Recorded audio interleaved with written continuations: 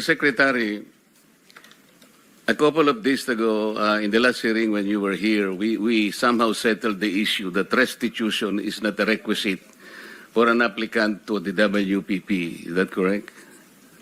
It's not in the law. But sa akin ko kasi, hindi lang po batas na nagdidictate dito. It's also what is morally right, what is expected of us. Yan po kasi, kahit hindi nilagay sa batas, mga given po yan sa ating lipunan. What do you mean by that, Mr. Secretary? Kasi wala nga sa batas yung ano. Wala yung, nga sa batas. Yung Then, requirements ano ilalagay mo sa batas? for admission to the witness protection. Ang restitution is not part of it. Yes, it is not. Oh, pero hindi ho nangangahulugan na hindi namin pwede i-layout yan depending on the case. Mr. Secretary, I am still in the stage where a particular applicant wishes to apply under that program. And there is a process. In the process, restitution is not one of the requisites. Is that correct? Opo, pero if it's in terms of this case being a financial crime, sir, this is a crime against the financial status of the Filipino people, of the Philippine Republic. I think that it's just right. Mr. Secretary, are you amending the provision of the No, law? sir. No, sir. But that is how we run the Witness Protection Program. As a lawyer, Mr. Secretary, may I ask you, in a criminal prosecution, the civil liability is impliedly instituted. Is that correct?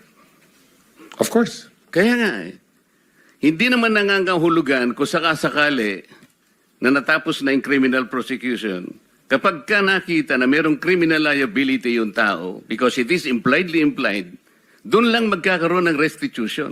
It will come after. Paano mo sasabihin na magre-restitute ang isang tao? Meron na bang findings kung magkano i-restitute on how it can be restituted? Nag-a-apply pa lang eh. Huwag po ninyong babaguhin ang requisite ng batas, Mr. Secretary. I thought nung dumating ka dito, nagkaintindihan na tayo eh. Kaya nabablar ang proceedings natin eh. Kaya nga kinote ni, siguro, ang chairman kanina gusto kong ituloy ito. Sinabi niya, nagpa-interview siya, na goodwill and sincerity should be done para i-test. Pwede ba yung ganito? I respect your opinion, sir. But It that is is not how, my opinion, it is in the law, Mr. Secretary. Yes, sir. Yes, sir. But I am operating. The arbiter Sir, is can I the speak, law. sir? May I speak, sir? Yes, you I'm are operating from the Senator Marcoleta, from the kindly allow vantage the point of the reason behind the law, sir. What is the reason behind the law? So that we can get justice, and justice can only be attained if there is restitution. So that is the principle behind all of these things that we are talking about now. Mr. Secretary, restitution will come after. It cannot be. Sir, it can cannot come before or after, sir. It can come before or You after. cite the law that it come before. Wala nga po sa batas eh.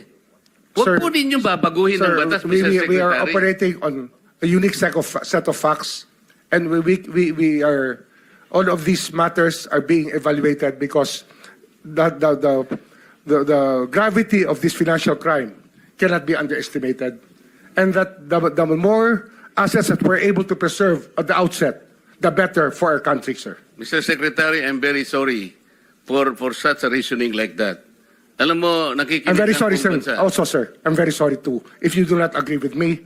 But I respect your opinion, sir, and we will carry out our job as we deem fit, as we see. Mr. Chair, I said that the I am country not needs. expressing an opinion here. I am articulating the provision of law. You do not change the provision of law, Mr. Secretary. You may be disbarred from doing this. Then it's your opinion, sir. It's your option, sir. Sinabi ko na nga hindi ko opinion dito. I am articulating Then it's your option, the sir. It provision of law. is what you wish to happen. That you may proceed Ikaw ang with what you nagbibigay wish. ng opinion, nilalagay mo yung restitution to test the goodwill of a possible applicant. It is not in the law. Unless you are able to point out the provision of law that it come before. Hindi ganun eh. Sabi mo na nga, and we admitted, impliedly instituted ang civil liability, but this will come eventually after the court has pronounced kung magkano ibabalik niya, kung meron man. Not before. Thank you, Mr. Chair.